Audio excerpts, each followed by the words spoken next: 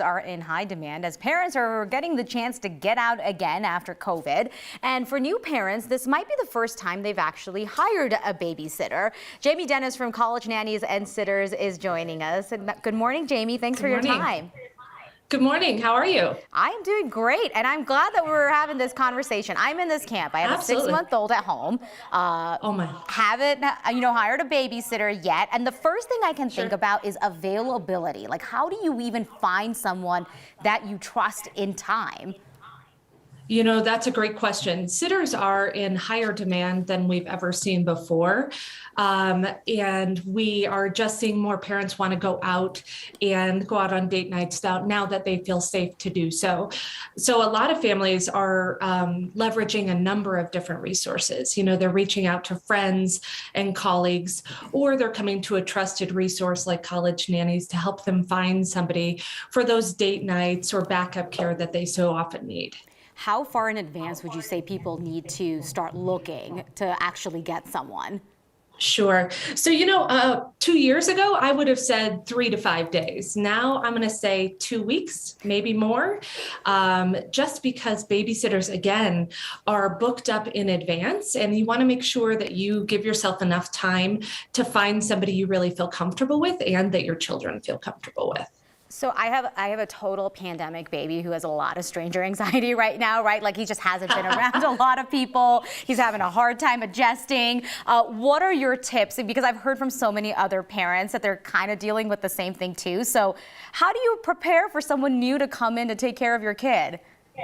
That's a great question. So I would say, I think prepping your child in advance is a great idea. So saying that somebody fun is going to be coming to visit with them, getting them excited about meeting somebody new always helps.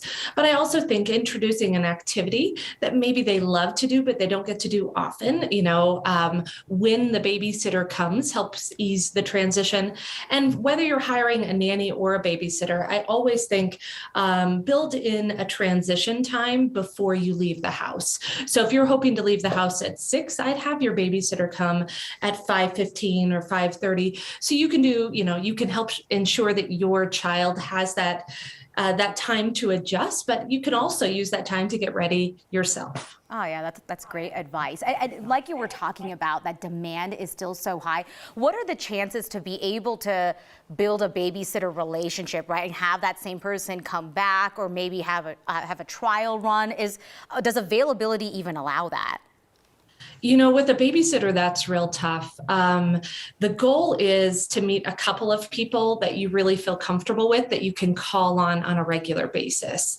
So, I think for most families, there isn't the opportunity to meet in advance, which is why we suggest building in a buffer time before you actually need your children to be with the babysitter alone. All right. This is so helpful. I really appreciate your time. We're almost out of time, but my last question for you is just, what is the checklist for parents to tell babysitters before they do leave the house?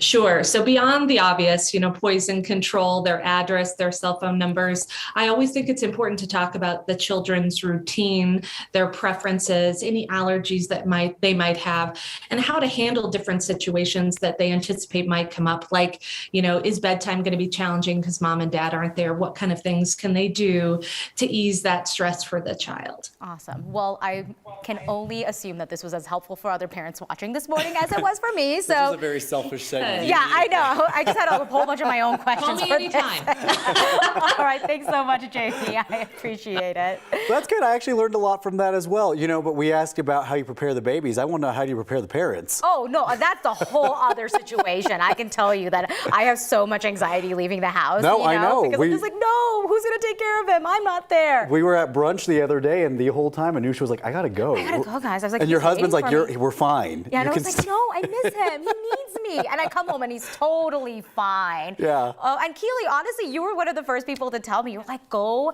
enjoy, get out of the house and like have a little bit of your own life. And I always remember that. Yeah, absolutely. Because that anxiety, the nervousness, the wanting to get home will change pretty soon. Yeah. That is true. You get used to it and you enjoy it.